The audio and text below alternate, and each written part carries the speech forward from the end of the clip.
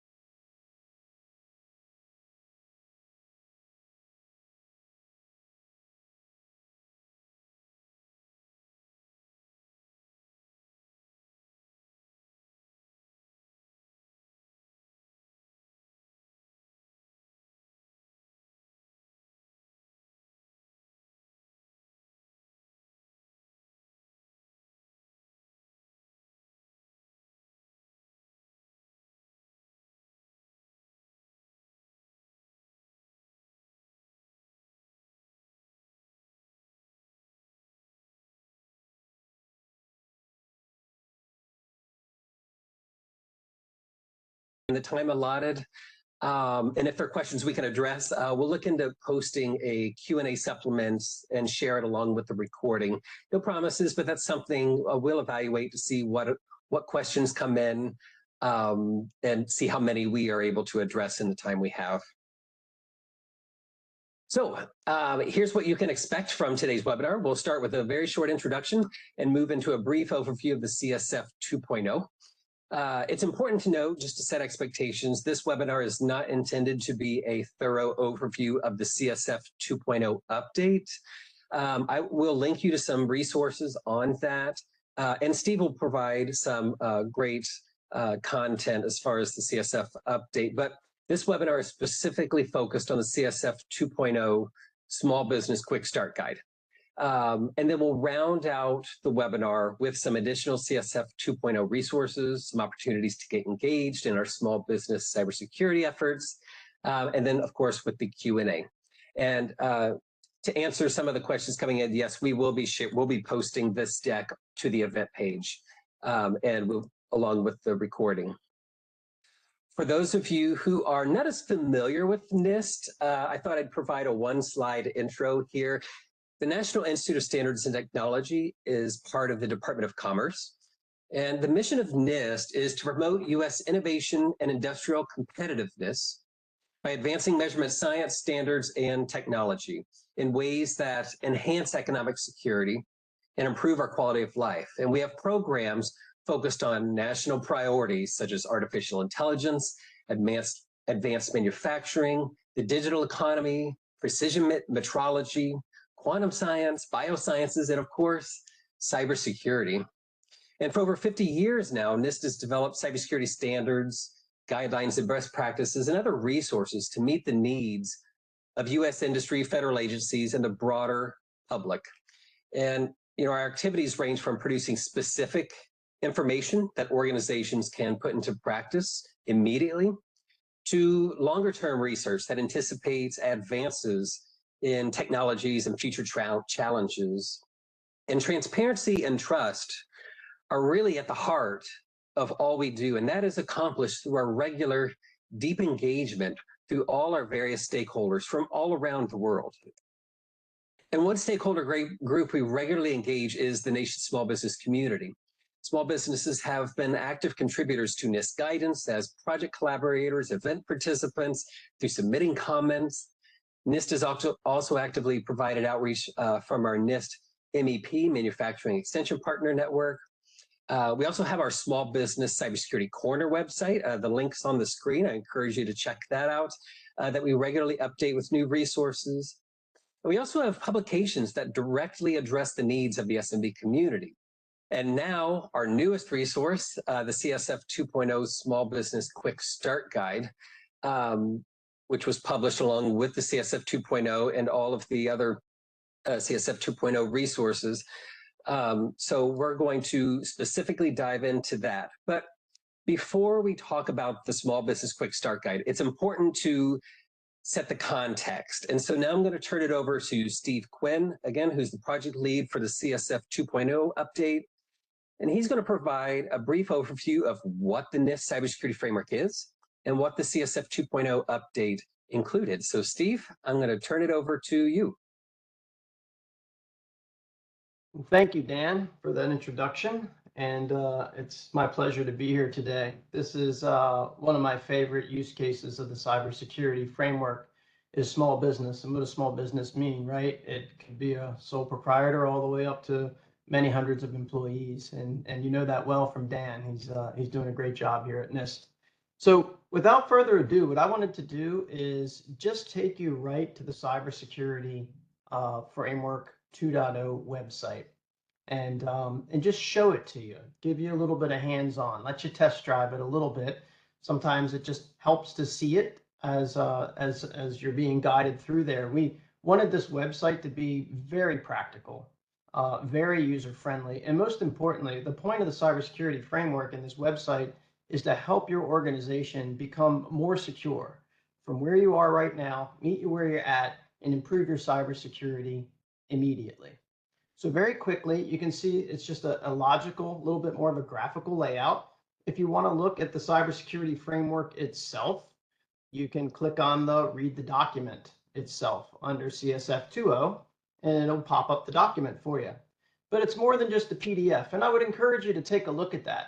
But especially for small business, I would encourage you to take a hard look at the Quick Start Guide, and that's on the right side of the road. And if you click on that link, it's going to bring you up all these topical quick start guides. And one of them Dan's going over today for small business in particular. But you may be more interested in supply chain on another view. Or what are these community profiles? And how do I actually create what is a profile? We're going to talk about the 3 Ps very briefly. What is a profile?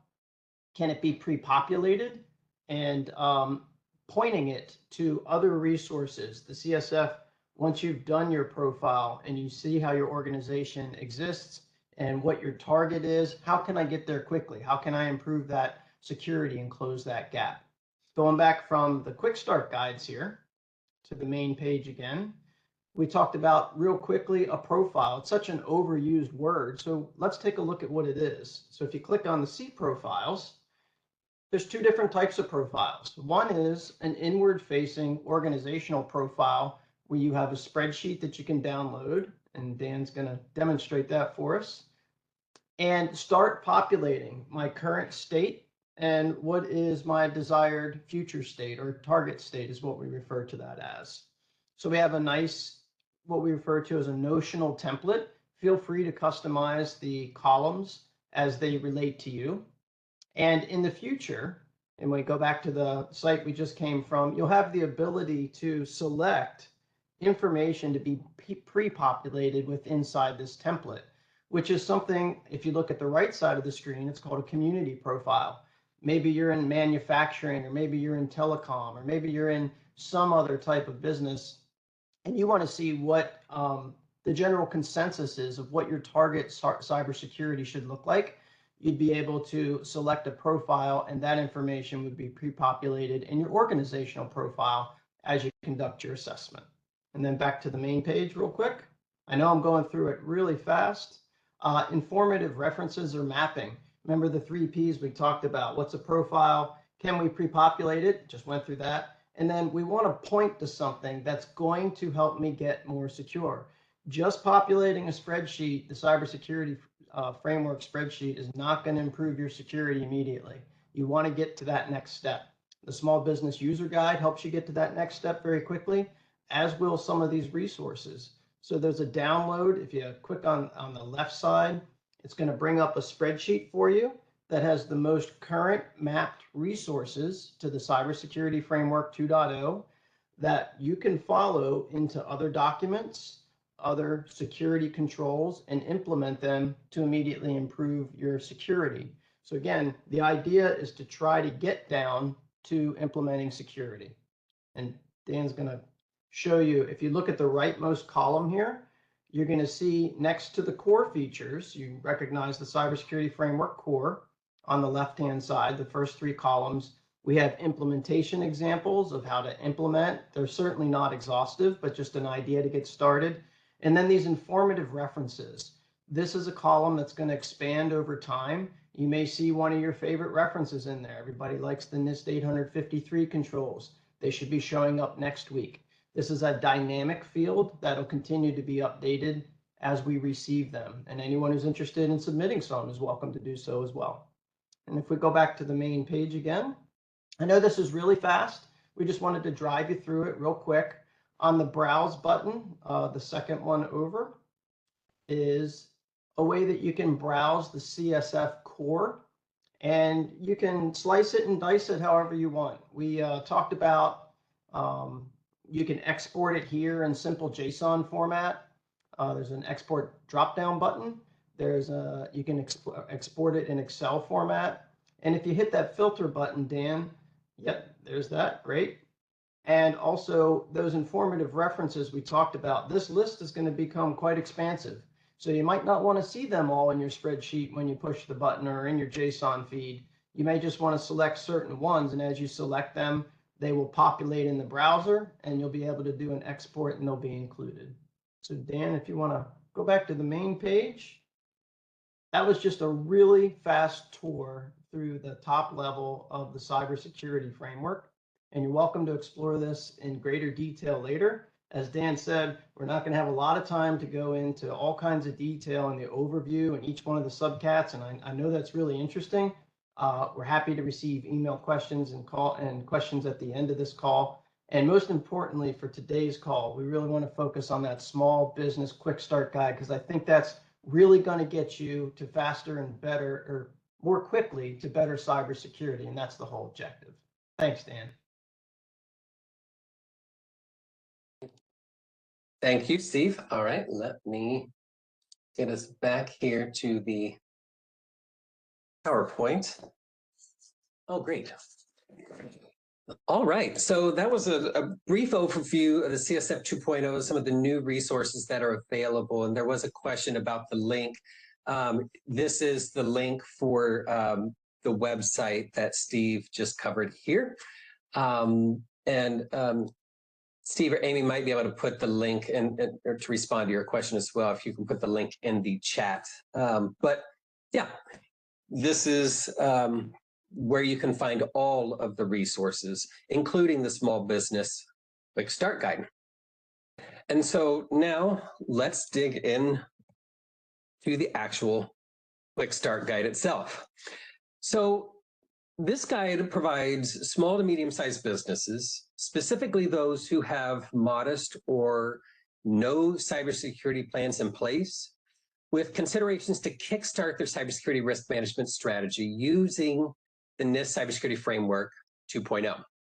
Now, we say small business, but this guide is really, it can really assist other relatively small organizations such as nonprofits, government agencies, and schools, for instance.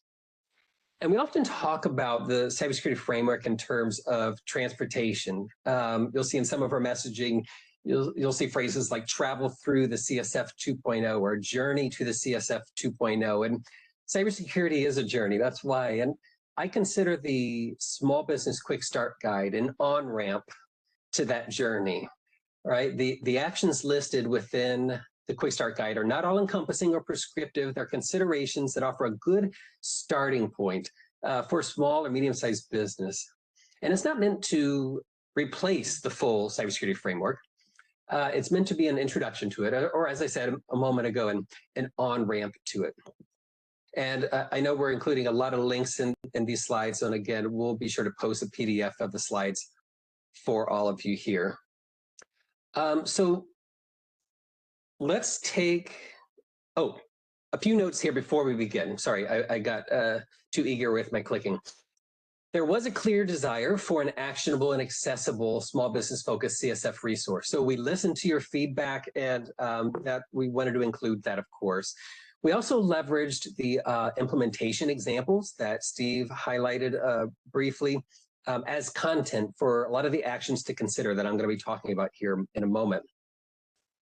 And to make the guide more easily consumable to a broader audience, we spent a lot of time thinking through how it was written, trying not to be overly technical in the content.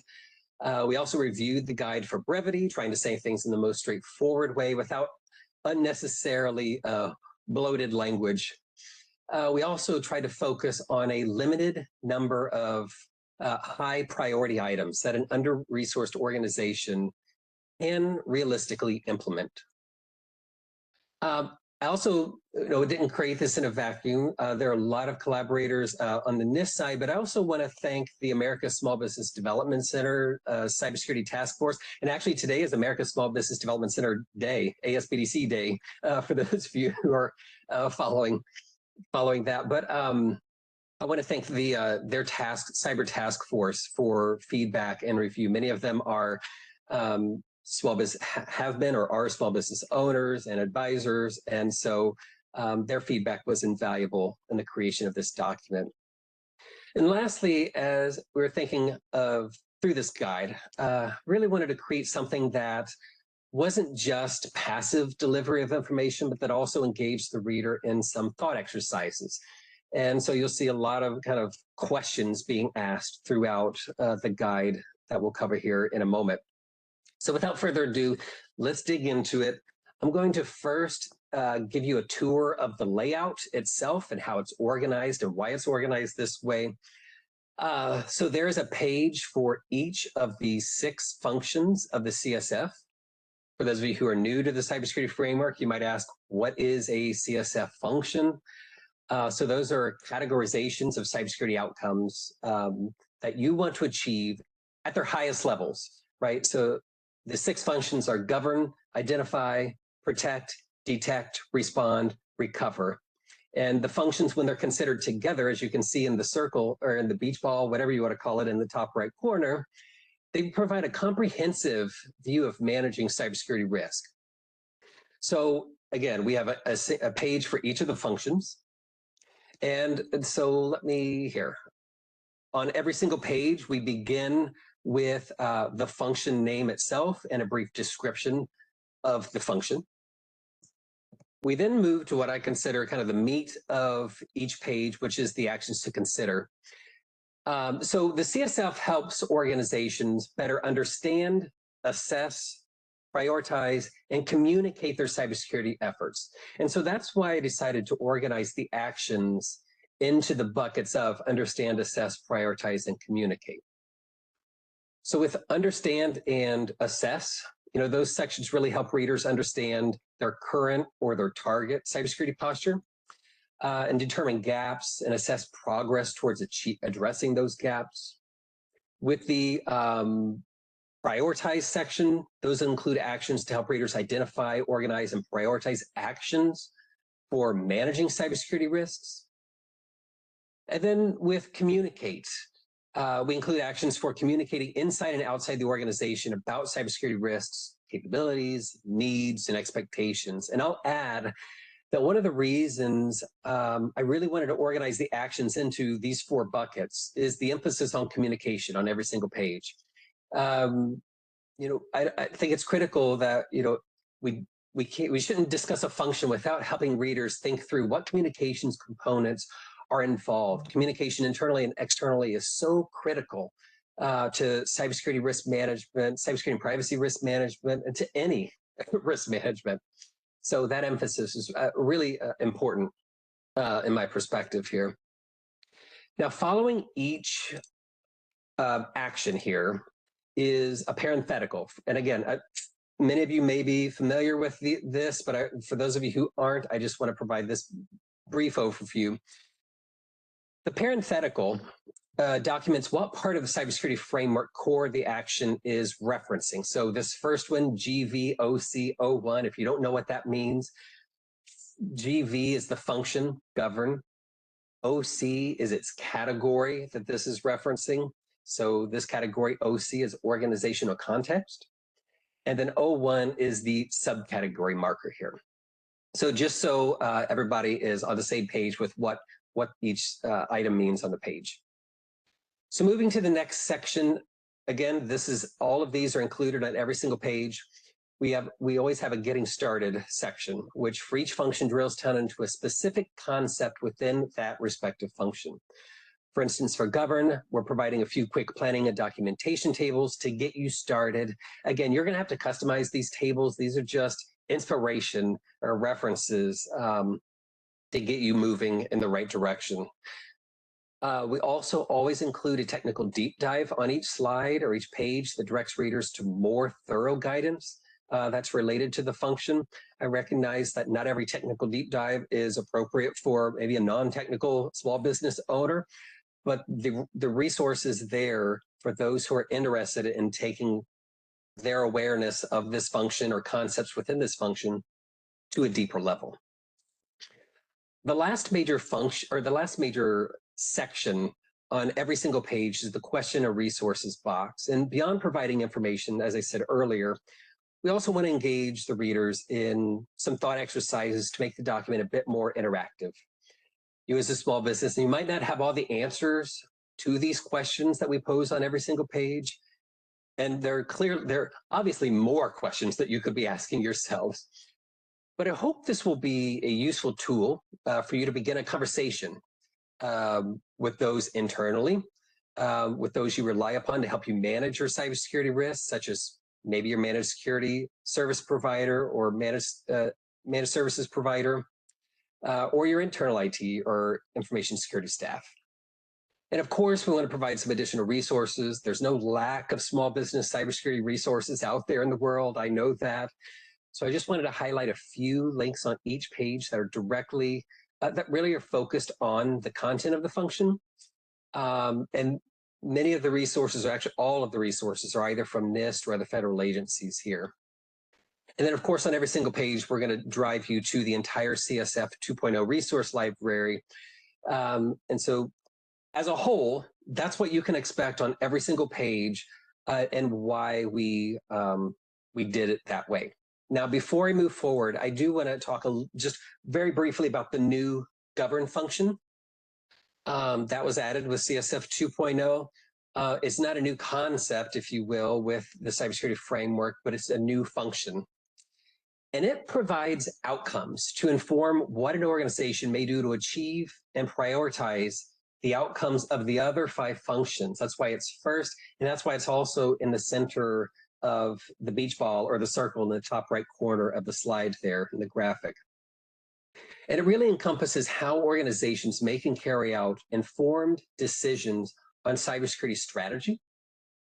And it emphasizes that cybersecurity is a major source of enterprise risk that business leaders should consider along other business risks. And I know as small business owners, you're managing many different risks, but cybersecurity is a critical risk to organizations, particularly as more businesses rely more on information technology and cloud services and just technology as a whole to run their business. So with that, I'm not going to spend that much time on every single slide. I do want to just move through here. I'm just going to talk briefly about the purpose of each of the 5 functions here, and then we'll move into our Q&A. So with identify, this function helps you determine the current cybersecurity risk to your organization. So understanding your assets and the related cybersecurity risks enables a business to focus and prioritize your efforts. And prioritization is so critical for small organizations with limited resources. And this function also includes identification of improvements needed to support cybersecurity risk management. So on this quick start guide page, the emphasis is really focused on documenting assets and their associated risks. As we move on, once assets and risks are identified and prioritized, the protect function supports the ability to secure those assets, to safeguard, to prevent or reduce the likelihood of cybersecurity risks. So a great place to get started with protecting your small business right now is enabling multi-factor authentication, taking a look at who has access to what, and restricting information access to only those employees who need it in their jobs. or for their jobs. Another critical component of protecting your business is employee training and awareness. And we've really tried to emphasize employee training and awareness and communicating with employees all throughout the guide, not just on the protect page here. Moving on to detect. The content on this quick start guide page is really focused on helping you find and analyze possible cybersecurity attacks or compromises. So a great place here, or a great place to start here, is to understand common indicators of a cybersecurity incident, how to detect if something has gone wrong, or what to do if you have detected indicators of suspicious activity. So that's really the focus of this section of the guide. And also throughout the guide, I want to point out that we raised the consideration of possibly engaging an external expert if there's no one in-house, right? It's definitely a question businesses need to be asking themselves. It's not something that we can answer for you, but it's something that as organizations, you need to be considering if you, as an organization, as a business, can handle your cybersecurity risk management, or if you need an external expert to help you with that. So rounding out the functions, second to last, respond supports the ability to contain the impact of cybersecurity incidents. So outcomes within this function cover incident management, analysis, mitigation, reporting, and communication. And a great place to start here is to create a basic response plan, starting with knowing who to call and who within the organization can make decisions on behalf of the business. So the resources and information on this page really emphasize having a plan, because you really want to have a response plan in place before you need to respond to an actual incident. You don't want to be scrambling in the heat of an attack, trying to figure out who can help you. Knowing that ahead of time is really important. And when I talk to small business advisors in particular, one of the things they say the most is small businesses don't have a response plan in place. And so all the information on this guide is, the page of this guide is really to help you think through what a response plan might look like. And the last function is recover here, which supports the timely restoration of normal activities to get you back in business, right? Here, the documentation and communication is really critical and emphasized. Documenting and communicating your lessons learned, communicating with internal and external stakeholders, documenting a recovery plan. And so again, as I said, these functions, when considered together, provide a comprehensive view of managing cybersecurity risk. And I want to emphasize again that the activities listed for each function within this guide offer a starting point for your business. Again, they're not all encompassing, but they're considerations for you to kickstart your cybersecurity risk management.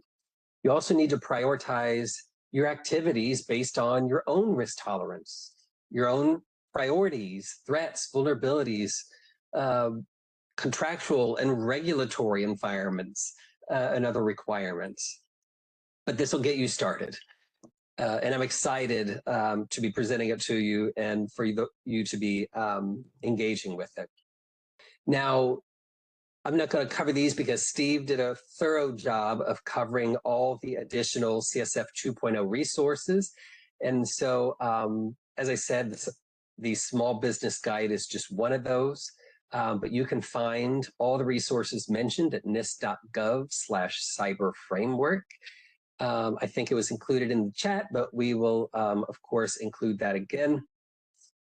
And in the last minute, I want to share just how to get involved in a few upcoming events. And so one, we have a small business community of interest. Over 9,500 individuals have already joined this community of interest. But in order to facilitate more intimate discussions, we have created two subgroups. There's an SMB owners and operators subgroup and an SMB vendors and resource partners subgroup. We've already had our February 14 and February 21 meetings. And so this is an opportunity for me to work with all of you, to hear your questions and concerns and ideas, and for us to just have a discussion. Our next one is on April 17 and April 24. And you can visit the Get Engaged page on the Small Business Cybersecurity Corner website to join one or both of them. We also have an upcoming webinar on May 2, cybersecurity resources for small to medium-sized manufacturers. For any of you who are in the manufacturing sector, we're going to be having a fireside chat with the NIST Manufacturing Extension Partnership. So I hope you can join us. The registration is on the events page of the Small Business Cybersecurity Corner website. And again, I will share that. And then the last update I have for you, if you weren't aware, there's a publication called NIST IR 7621, Small Business Information Security, the Fundamentals. And so that publication is roughly, I think, about 54 pages long. It is open for a pre-draft call for comments. Revision 1 was published in November of 2016. Since then, we've had a lot of NIST has developed a lot of new frameworks for cybersecurity and risk management, and released major updates to critical resources, as you saw with CSF 2.0. So before revising this publication, we want to invite the public to suggest comments or changes that would improve the document's effectiveness and relevance and general use to better assist the small business community. So the comment period is now open. You can view the publication and learn how to comment, I should say, at the link on the slide. And I'll also post that if anyone's interested. And comments are due by May 16. And so with that, I'm going to rest here so that we can share, or so that you can do a screenshot, or you can type in any of the links that you find interesting. And I'm going to now move us into right at 2:31. Perfect, right on time. Steve and Amy, if you'd like to come back on camera and unmute yourselves, we will now move to some Q&A. And I apologize, I haven't been able to keep a close eye on the Q&A. If there's any you saw that we should address immediately, to give me a moment to catch up, that would be great. Yeah, Dan, I'm sorry, I'm not able to see the comments, but apparently I'm able to post, so I'm going to rely on your driving. Ah, interesting. Okay, well, let's see here. Will slides be available? Yes, we will post the slides to the event page and the recording, and all individuals will receive a notification when the slides are posted. Somebody asked if we could return back to the community of interest page. I can do that for you, Jacob. There you go. How does NIST differentiate between small business and medium and large, and what are size businesses are equally susceptible to cyber security incidents? So, Eric, typically when we're talking about small business, we're typically focusing, as far as our education and outreach, on micro businesses, so fewer than 10 employees. That tends to be the majority of the small business community. Now, the SBA defines small business as fewer than 500 employees. So typically, we'll start with fewer than 500 employees and look at outreach there, but really most of our outreach is focused on the micro business with fewer than 10 employees. And, you know, when it comes to outreach and guidance to small businesses of varying sizes, they all have different needs. Not all small businesses that are 10 or fewer are exactly the same, right? Some might be a 10-person business with $1 billion in revenue, so different need, or they might be a defense contractor. So they all have different needs and requirements and expectations that they have to take into account. Let's see here. Steve and Amy, here's one. How has NIST worked with the private sector in developing the cybersecurity framework? How do you know it's meeting the private sector's needs? That's a good question, Amy. Do you want to handle that, or you want me to take that? Well, again, thank you for having me here today. It's been great to see the presentation, and really thank everyone for their time and these great questions. least from the international perspective, as Ann noted earlier, I've been really helping a lot with the international engagement around the framework, which was a very important part of the 2.0 update process. And we did closely collaborate with the private sector, both here in the United States and internationally. And it's been a part of our practice to regularly have conversations with international government and industry, learning from their similar approaches or legislation or requirements. And those conversations really help inform us as we went through this update process and ensure the CSF 2.0 is a helpful tool to manage cybersecurity risk, not just here, but for our partners throughout the world as well. And we've also been working a lot, and as that link that Daniel posted there to our international resources site, we have several translations already of the cybersecurity framework version 1.1 and are going to work to translate it into version 2.0 and ensure that our partners throughout the world in government and industry have access to those and that can be helpful in their implementation or adaptation. And we always welcome feedback. And now that we have version 2.0 out, we ask people to please do continue to stay in contact with us and share their thoughts. And that will help us both for future update processes and their changes we can make to help with that international engagement and alignment. You have anything else to add for that? Yeah, I'll just add on. As somebody who's gone through literally thousands and thousands of comments from individuals all the way up to consortia that represent 10,000 people, we have painstakingly and thankfully gone through all of the comments that have been submitted to NIST. A lot of those comments are posted on the website. You can browse, you can get to it from the NIST CSF 2.0 website. And you can see we've published a lot of the actual comments themselves. So if you're going to submit, we're going to review it and we're going to adjudicate those comments. And I have to say, I mean, this is really a document developed for and by the practitioner. It is very practical. And again, thinking about where it lives in the organization, it's the resources like the Small Business Quick Start Guide that make the cybersecurity actionable. But just as you see in that beach ball diagram that I know we have on a lot of the slides, the cybersecurity framework itself lives in the middle of the organization. So it's not going to be down at the system level. It's not going to be at the high level mission level, but it is going to connect the two. So again, the point is to follow your path through the cybersecurity framework. And that was one of the big pieces of feedback to make sure that we released resources with the framework itself that make it practical and actionable. I did have a question, Amy. Is there a European standard comparable to the NIST cybersecurity framework? They specifically say for small and medium enterprises, allowing for compliance with both European and NIST standards simultaneously. Yes, thank you. And actually, I was looking through that one and saw another question too around ISO 27001. So if okay, may I can share a little bit of information that might hit on some of these similar questions. One other important aspect in our update process is ensuring that leveraging and alignment with international standards, both within ISO and other organizations. And we do continue to invite people both to let us know how we can continue improving that alignment or submit mappings or crosswalks to the online informative reference program and help us really build up that repository of mappings and showing how the CSF 2.0 can be complementary with these existing and revised international standards. From ISO, we had already been very active and contributed content from previous versions of the framework that have appeared in technical reference guides and technical specifications, which have been used by partners throughout the world. And those from Europe and other regions had helped contribute to the development of those.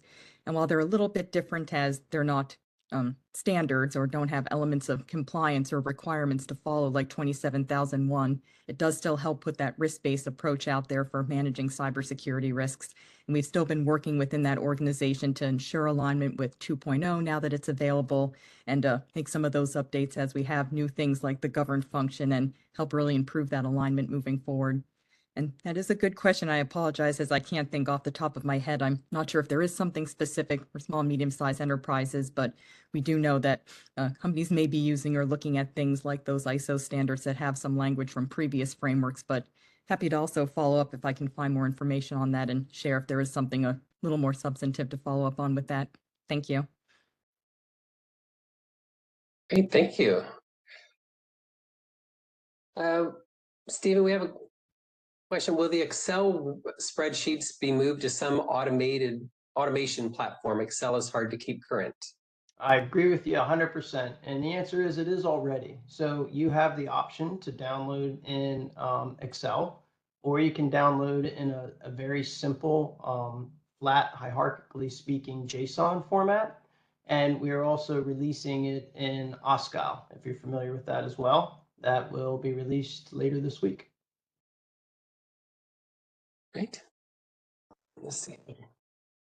Great, we're doing great on time. And we've had a few questions about supply chain and supply chain risk management. Steve, you want to talk a little bit about the quick start guide on that? Yeah, just briefly. And even if you want to pop it up, I don't think John Boyens would mind. So on the quick start page, like I said, when I gave the overview, there are topical quick start guides, and we plan to add to these over time. There's some in development as we speak. The integration with cyber supply chain specifically is a guide that we worked in conjunction with our lead, John Boyens, on developing. And I really like this guide too. He's a lot of times checklists get a bad rap, but he and his team helped to create, along with our cyber framework team, a really useful, again, the guidance for creating these guides where they have to be practical and actionable. And right here, yes, the topic. Here's a quick start guide on CSCRM, as we lovingly refer to it as. And you'll see that it follows a similar template to what Dan presented for small business. And his style's just a little bit different, but it follows the same format. And if you get into it, and of course, John and team reference out to their immediate resources, as Dan did in the small business guide as well. You'll see the parentheticals on how they relate back to the cybersecurity framework itself. You'll notice that some of the same resources are mentioned in terms of the computer security incident handling guide, which, by the way, is being updated.